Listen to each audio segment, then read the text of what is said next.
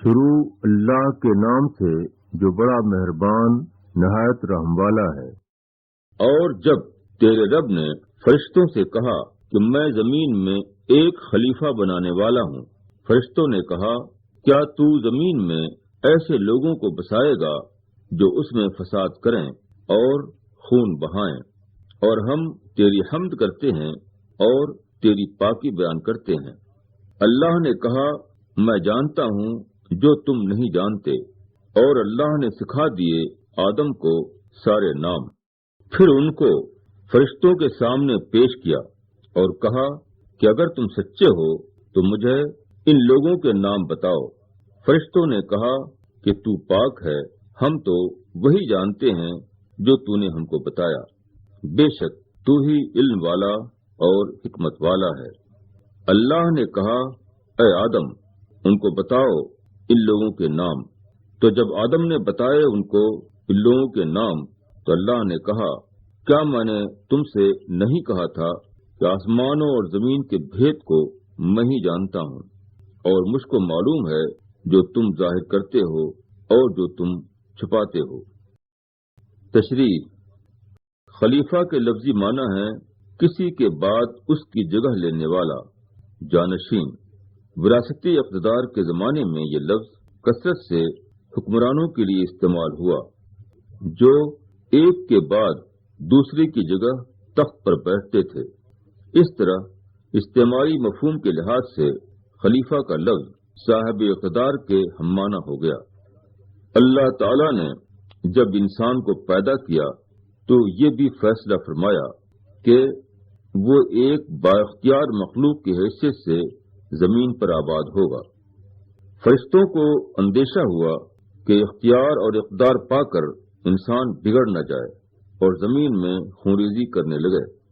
فرشتوں کا یہ اندیشہ غلط نہ تھا، اللہ کو بھی اس امکان کا پورا علم تھا، مگر اللہ کی نظر اس بات پر تھی کہ انسانوں میں اگر بہت سے لوگ آزادی پا کر بگڑیں گے تو ایک قابل لحاظ تعداد ان لوگوں کی بھی ہوگی جو آزادی اور اختیار کے باوجود اپنی حیثیت کو اور اپنے رب کے مقام کو پہچانیں گے اور کسی دباؤ کے بغیر خود اپنے ارادے سے تسلیم اور اطاعت کا طریقہ اختیار کریں گے۔ یہ دوسری قسم کے لوگ اگرچہ نسبتاً کم تعداد میں ہوں گے مگر وہ فصل کے دانوں کی طرح قیمتی ہوں گے۔ فصل میں لکڑی اور بھس کی مقدار ہمیشہ بہت زیادہ ہوتی ہے، مگر دانے کم ہونے کے باوجود اتنے قیمتی ہوتے ہیں کہ ان کی خاطر لکڑی اور بھس کے ڈھیر کو بھی اگنے اور پھیلنے کا موقع دے دیا جاتا ہے۔ اللہ نے اپنی قدرت سے آدم کی تمام ذریت کو بیک وقت ان کے سامنے کر دیا۔ پھر فرشتوں سے کہا کہ دیکھو یہ اولاد آدم، اب بتاؤ کہ ان میں کون کون اور کیسے کیسے لوگ ہیں۔ فرشتے عدم واقفیت کی وجہ سے بتا نہ سکے۔ اللہ تعالیٰ نے آدم کو ان کے ناموں بالفاظ دیگر شخصیتوں سے آگاہ کیا اور پھر کہا کہ فرشتوں کے سامنے ان کا تعارف کراؤ۔ جب آدم نے تعارف کرایا تو فرشتوں کو معلوم ہوا کہ آدم کی اولاد میں فسادیوں اور برے لوگوں کے علاوہ کیسے کیسے صالح اور متقی ہوں گے۔ انسان کا سب سے بڑا جرم انکار رب کے بعد زمین میں فساد کرنا اور خون بہانا ہے۔ کسی فرد یا گروہ کے لیے جائز نہیں کہ وہ ایسی کارروائیاں کرے جس کے نتیجے میں زمین پر خدا کا قائم کیا ہوا فطری نظام بگڑ جائے، انسان کی جان مارنے لگے۔ ایسا ہر فعل آدمی کو خدا کی رحمتوں سے محروم کر دیتا ہے۔ زمین میں خدا کے بنائے ہوئے فطری نظام کا قائم رہنا اس کی اصلاح ہے اور زمین کے فطری نظام کو بگاڑنا اس کا فساد۔ شروع اللہ کے نام سے جو بڑا مہربان نہایت رحم والا ہے۔ اور جب ہم نے فرشتوں سے کہا کہ آدم کو سجدہ کرو تو انہوں نے سجدہ کیا مگر ابلیس نے نہ کیا، اس نے انکار کیا اور گھمنڈ کیا اور کافروں میں سے ہو گیا۔ اور ہم نے کہا اے آدم تم اور تمہاری بیوی دونوں جنت میں رہو اور اس میں سے کھاؤ فراغت کے ساتھ جہاں سے چاہو، اور اس درخت کے نزدیک نہ جانا ورنہ تم ظالموں میں سے ہو جاؤ گے۔ پھر شیطان نے اس درخت کے ذریعے دونوں کو لغزش میں مبتلا کر دیا اور ان کو اس عیش سے نکال دیا جس میں وہ تھے، اور ہم نے کہا تم سب اترو یہاں سے، تم ایک دوسرے کے دشمن ہوگے اور تمہارے لیے زمین میں ٹھہرنا اور کام چلانا ہے ایک مدت تک۔ پھر آدم نے سیکھ لیے اپنے رب سے چند بول، تو اللہ اس پر متوجہ ہوا، بے شک وہ توبہ قبول کرنے والا رحم کرنے والا ہے۔ ہم نے کہا تم سب یہاں سے اترو، پھر جب آئے تمہارے پاس میری طرف سے کوئی ہدایت، تو جو میری ہدایت کی پیروی کریں گے ان کے لیے نہ کوئی ڈر ہوگا اور نہ وہ غمگین ہوں گے، اور جو لوگ انکار کریں گے اور ہماری نشانیوں کو جھٹلائیں گے تو وہی لوگ دوزخ والے ہیں، وہ اس میں ہمیشہ رہیں گے۔ تشریح: آدم کو اللہ تعالیٰ نے فرشتوں اور ابلیس کے درمیان کھڑا کیا اور سجدے کے امتحان کے ذریعے آدم کو عملی طور پر بتایا کہ ان کے لیے زمین پر دو ممکن راہیں ہوں گی، ایک فرشتوں کی طرح اللہ کے حکم کے سامنے جھک جانا، خواہ اس کا مطلب اپنے سے کمتر ایک بندے کے آگے جھکنا کیوں نہ ہو، دوسرا ابلیس کی طرح اپنے کو بڑا سمجھنا اور دوسرے کے آگے جھکنے سے انکار کر دینا۔ انسان کی پوری زندگی اسی امتحان کی رزمگاہ ہے۔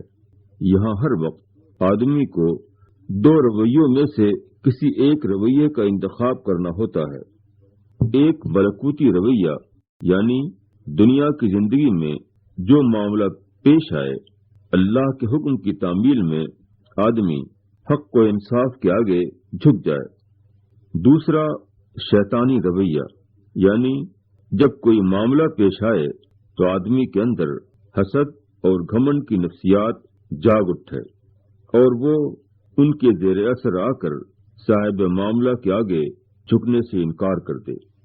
ممنوعہ درخت کا معاملہ بھی اسی ذیل کا ایک عملی سبق ہے۔ اس سے معلوم ہوتا ہے کہ انسان کے بھٹکنے کا آغاز یہاں سے ہوتا ہے کہ وہ شیطان کے ورغلانے میں آ جائے اور اس حد میں قدم رکھ دے جس میں جانے سے اللہ نے منع کیا ہے۔ منع کیے ہوئے پھل کو کھاتے ہی آدمی اللہ کی نصرت بالفاظ دیگر جنت کے استحقاق سے محروم ہو جاتا ہے، تاہم یہ محرومی ایسی نہیں ہے جس کی تلافی نہ ہو سکتی ہو۔ یہ امکان آدمی کے لیے پھر بھی کھلا رہتا ہے کہ وہ دوبارہ اپنے رب کی طرف لوٹے اور اپنے رویے کو درست کرتے ہوئے اللہ سے معافی کا طلبگار ہو۔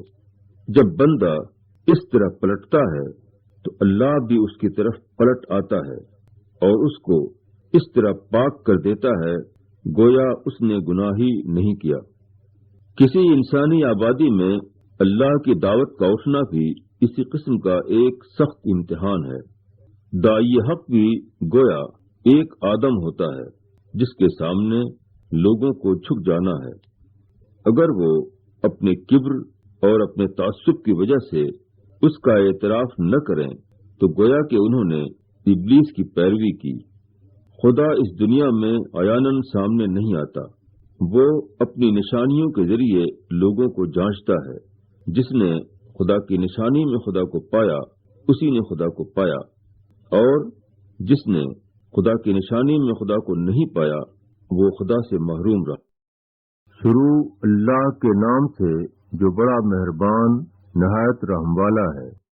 اے بنی اسرائیل، یاد کرو میرے اس احسان کو جو میں نے تمہارے اوپر کیا، اور میرے عہد کو پورا کرو، میں تمہارے عہد کو پورا کروں گا، اور میرا ہی ڈر رکھو، اور ایمان لاؤ اس چیز پر जो मैंने उतारी है, तस्दीक करती हुई उस चीज की जो तुम्हारे पास है, और तुम सबसे पहले उसका इनकार करने वाले न बनो, और न लो मेरी आयतों पर मोल थोड़ा, और मुझसे डरो, और सही में गलत को न मिलाओ, और सच को न छुपाओ, हालांकि तुम जानते हो, और नमाज कायम करो और ज़कात अदा करो, और झुकने वालों के साथ झुक जाओ।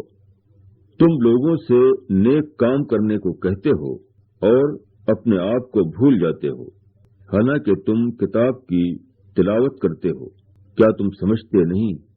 और मदद चाहो सब्र और नमाज से, और बेशक वो भारी है, मगर उन लोगों पर नहीं जो डरने वाले हैं, जो गुमान रखते हैं कि उनको अपने रब से मिलना है और वो उसी की तरफ लौटने वाले हैं।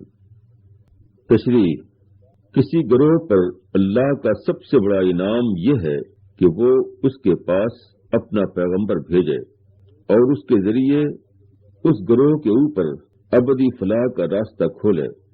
नबी आखिरुज़्ज़मा की बेसत से पहले ये नेमत बनी इसराइल को दी गई थी, मगर मुद्दत गुजरने के बाद उनका दीन उनके लिए एक किस्म की तकलीदी रस्म बन गया था, न कि शऊरी फैसले के तहत इख्तियार की हुई एक चीज। नबी अरबी सल्लल्लाहु अलैहि वसल्लम की बेसत ने हकीकत खोल दी।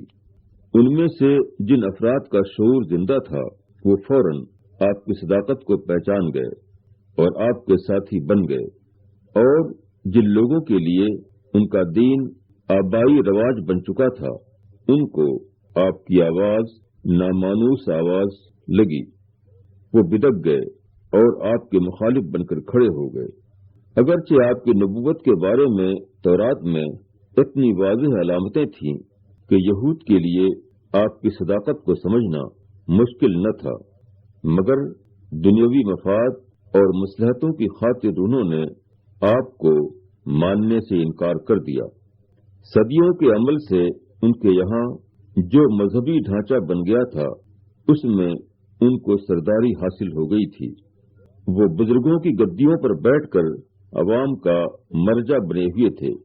मजहब के नाम पर तरह तरह के नजराने साल भर उनको मिलते रहते थे। उनको नजर आया कि अगर उन्होंने नबी अरबी को सच्चा मान लिया तो उनकी मजहबी बड़ाई खत्म हो जाएगी, मफादात का सारा ढांचा टूट जाएगा। यहूद को चूंकि उस वक्त अरब में मजहब की नुमाइंदगी का मकाम हासिल था, लोग उनसे नबी अरबी की बाबत पूछते। वो मासूमाना अंदाज में कोई ऐसी शोशे की बात कह देते जिससे पैगंबर की जात और आपका मिशन लोगों की नजर में मुश्तबा हो जाए।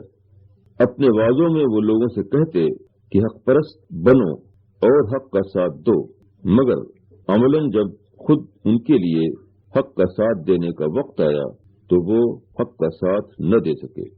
खुदा की पुकार पर लब्बैक कहना जब इस कीमत पर हो कि आदमी को अपनी जिंदगी का ढांचा बदलना पड़े, इज्जत और शरफ की गद्दियों से अपने को उतारना हो, तो ये वक्त उन लोगों के लिए बड़ा सख्त होता है जो इन्हीं दुनियावी जलवों में अपना मजहबी मकाम बनाए हुए हों। मगर वो लोग जो खुशू की सतह पर जी रहे हों, उनके लिए ये चीजें रुकावट नहीं बनती। वो अल्लाह की याद में, अल्लाह के लिए खर्च करने में, अल्लाह के हुक्म के आगे झुक जाने में और अल्लाह के लिए सब्र करने में वो चीज पा लेते हैं जो दूसरे लोग दुनिया के तमाशों में पाते हैं। वो खूब जानते हैं कि डरने की चीज अल्लाह का गज़ब है, न कि दुनियावी अंदेशे।